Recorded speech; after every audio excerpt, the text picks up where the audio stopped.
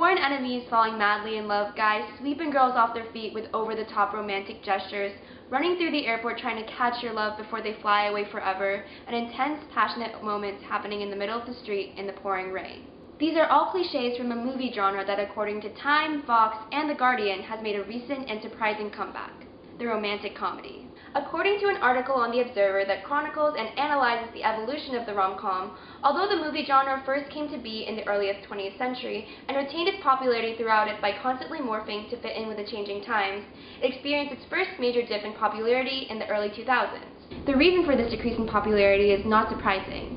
The gender imbalance, heteronormativity, and general lack of diversity in race of the rom-com no longer reflected the evolving beliefs that came with the turn of the century. In the past year, however, rom-coms have made a comeback with a wave of films such as Crazy Rich Asians, Love, Simon, and Set It Up, which better adhere to the shifting attitudes of the 21st century through their empowerment of women, diverse casts, and most importantly, not falling into the many cliches that rom-coms are notoriously known for. Netflix, which is a huge part of what's causing this comeback due to the release of rom-coms such as The Kissing Booth and To All the Boys I've Loved Before, quantifies this comeback through reporting that in 2018, 80 million users streamed a romance film in the last year, which is around 2/3 of the streaming service's global audience. These now again popular films, although we may not recognize it, affect us and our relationships in various ways. To start off, I'd like to talk about the positive effects that watching these films can have. Rom-coms, strangely, can make us better people through making us more sensitive, morally open individuals. This phenomenon is shown in an article published in 2016 in an online academic journal titled Media Psychology by researchers from the University at Buffalo and Michigan State University. After conducting a study where 87 college students were exposed to varying ratios of rom-coms to action films, the researchers found that participants who watched exclusively rom-coms had increased sensitivity for 4 of the 5 moral intuitions by the end of the study. Moral intuitions are our basic ethical impulses broken down into 5 categories.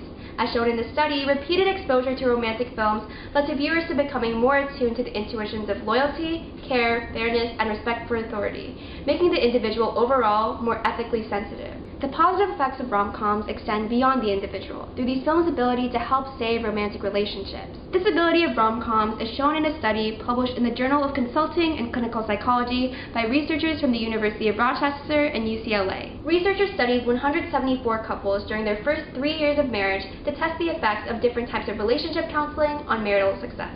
The study found that the rom-com movie watching with a corresponding discussion approach was just as effective, if not slightly more, at keeping couples together in comparison to the more developed and intense counseling programs, reducing the separation rate from 24% to 11% after 3 years. This comes to show that simply just watching these lighthearted romantic stories play out on the screen can positively affect real-life relationships. Despite the surprising positive effects that rom-coms can have on our lives, watching these films can also have negative implications.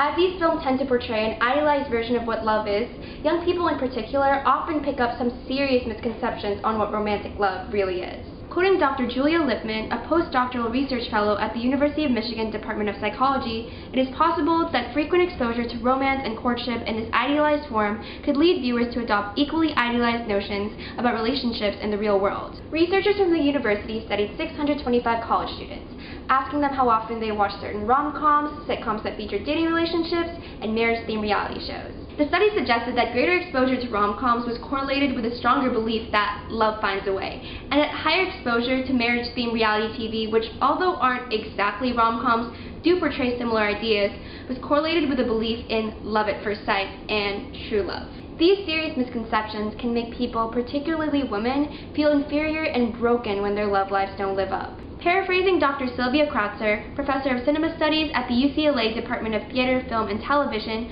rom-coms show us that we can only truly feel fulfilled and worthy when we find that perfect person and have that perfect relationship. This often leads people who believe in that illusion to put an unreasonable amount of time and efforts towards this ideal yet almost impossible to achieve version of love that is portrayed in most of these movies. The many different effects of romantic comedies aside, this movie genre is special in that just watching it can generate feelings of warmth and happiness, and for some of us, give a sense of hope. From Pretty Woman to Love Actually to The Proposal, the rom-com is a timeless movie genre that at the very least can put a smile on our faces and give us a good laugh.